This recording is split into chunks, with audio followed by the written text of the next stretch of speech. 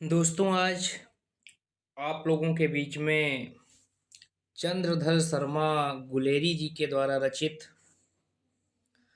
एक उनकी कहानी है बहुत अच्छी सी। उन्होंने हिंदी साहित्य में सिर्फ 3 ही कहानियाँ लिखी हैं, परंतु 3 ही कहानियों के द्वारा हिंदी साहित्य के जगत में अमर हो गए। तो उन्हीं में से एक कहानी है, उसने कहा था। उसने कहा था इसमें एक कह सकते हैं कि नायक नायिका या दोस्त की कहानी है। दो दोस्तों की कहानी है जो बचपन से बिछड़ जाते हैं, फिर अंत में उनकी कैसी मुलाकात होती है, तो वही देखते हैं हम लोग। कहानी का सारांश देखेंगे। कहानी यहाँ से प्रारंभ होती है कि कहानी का प्रारंभ अमृतसर नगर के चौक बाजार में एक 8 वर्षीय सिख बालिका तथा एक 12 वर्ष सिख बालक के बीच छोटे से वार्तालाप से शुरू होता है। वार्ता दोनों ही बालक बालिका अपने अपने मामा के यहाँ आए हुए थे। दोनों लड़की और लड़के थे, वो अपने मामा के यहाँ आए थे। बालक व बालिका दोनों सामान खरीदने बाजार गए आए थे कि बालक मुस्कुराकर बालिका से पूछता है, जैसा कि बचपन में नटखटपन होता है तो बालक बालिका से लड़की से पूछता है। क्या पूछता है कि तेरी कुड़माई हो गई। जैसे अमृतसर की बात है तो पंजाबी भाषा भी वहाँ बोली जाती है, पंजाबी भाषा ही है, तो उसने पंजाबी में ही पूछा। क्या पूछा कि तेरी कुड़माई या तेरी कुदमाई अर्थात सगाई हो गई। इस पर बालिका कुछ आंखें चढ़ाकर और धत कहकर दौड़ गई, धत कहकर भाग गई वहां से, और लड़का मुंह देखता रह गया। ये दोनों बालक बालिका एक दूसरे दिन दूसरे तीसरे दिन एक दूसरे से कभी किसी दुकान पर, कभी कहीं टकरा जाते, और वही प्रश्न और वही उत्तर, बार बार वही कहता कहता तेरी कुटमाई हो गई, और वो लड़की धत कहकर भाग जाती।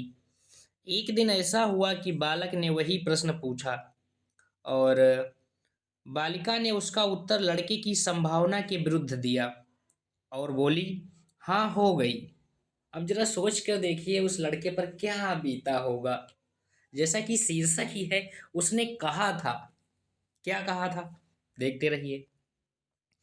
इस अप्रत्याशित उत्तर को सुनकर लड़का चौंक पड़ता है और पूछता है, कब, किसके।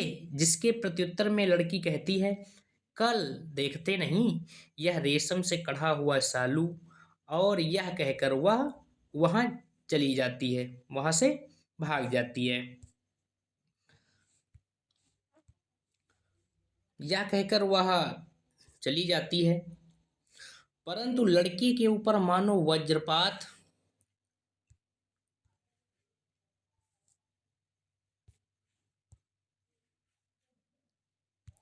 परंतु लड़के के ऊपर मानो वज्रपात होता है। क्या हाल हुआ होगा उसका। और वह किसी को नाली में ढकेलता है, किसी हड़बड़ी वाले गिरा हड़बड़ी से कुछ ना कुछ गिरा देता है, छाबड़ी गिरा देता है, किसी कुत्ते को पत्थर मारता है, किसी सब्जी वाले के ठेले में दूध उड़ेल देता है, और किसी के सामने आती हुई वैष्णवी से टक्कर मार देता है और गाली खाता है। कहानी का पहला भाग यहीं नाटकीय ढंग से समाप्त हो जाता है। इस बालक का नाम लहना सिंह और बालिका बाद में सूबेदारनी के रूप में हमारे सामने आती है। बालक का नाम क्या था, लहना सिंह नाम था, और लड़की जो बाद में सूबेदारनी के रूप में हमारे सामने आती है। इस घटना के 25 वर्ष पश्चात, ये घटना बीत जाती है, 25 वर्ष हो जाते हैं। 25 वर्ष पश्चात कहानी का दूसरा भाग शुरू होता है। लहना सिंह युवा हो गया और जर्मनी की लड़ाई में लड़ने के वाले सैनिकों में भर्ती हो गया। जर्मनी से लड़ाई हो रही थी तो उन सैनिकों में लहना सिंह का सिलेक्शन हो जाता है, वह भर्ती हो जाता है। और जब वह नंबर 700 नहीं 77 77 राइफल्स में जमादार हुआ, वह 77 नंबर राइफल्स में जमादार हो गया है। एक बार वह 7 दिन की छुट्टी लेकर अपनी जमीन के किसी मुकदमे की पैरवी करने के लिए घर आया हुआ था। वहीं उसे अपने रेजिमेंट के अफसर की चिट्ठी मिलती है कि फौज को लाम पर जाना है। और रेजिमेंट के अफसर की चिट्ठी आती है कि फौज को लाम पर था, लड़ाई पे जाना होगा, फौरन चले आओ। इसी के साथ सेना के सूबेदार हजारा सिंह की भी चिट्ठी मिलती है। हजारा सिंह की चिट्ठी भी मिली कि उसे और उसके बेटे कहा उसे और उसके बेटे बोधा सिंह दोनों को लाम पर जाना है, अतः वे साथ ही चलेंगे। सूबेदार की चिट्ठी आई कि वे और उनका बेटा था बोधा सिंह दोनों को लड़ाई पर जाना है, इसलिए साथ ही चलेंगे। सूबेदार का गांव रास्ते में पड़ता था और वह लहना सिंह को चाहता भी बहुत था, लहना सिंह को जैसा चाहता भी बहुत था। लहना सिंह सूबेदार के घर पहुंच गया। लहना सिंह सूबेदार के घर पहुंच गया। फिर हुआ क्या?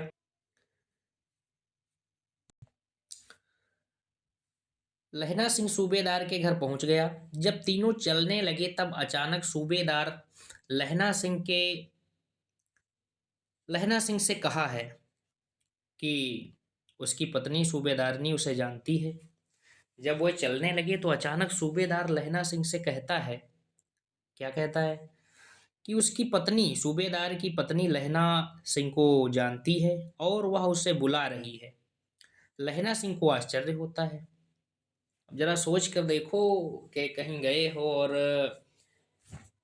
ऐसा कहा जाए कि कोई बड़े अफसर की पत्नी जानती है अफसर की, तो आश्चर्यचकित हुआ होगा।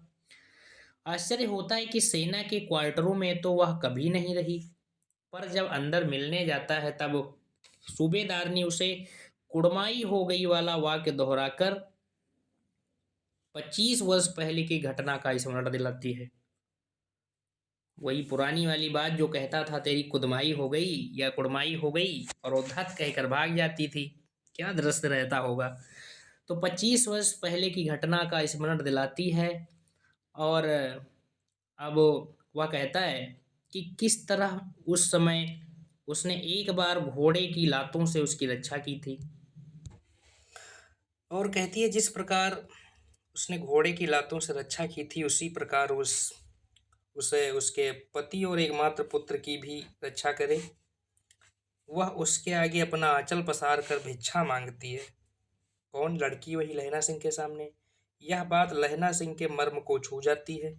यह युद्ध भूमि पर उसने सूबेदारनी के बेटे बोधा सिंह की और प्राणों की चिंता न करके जान बचाई।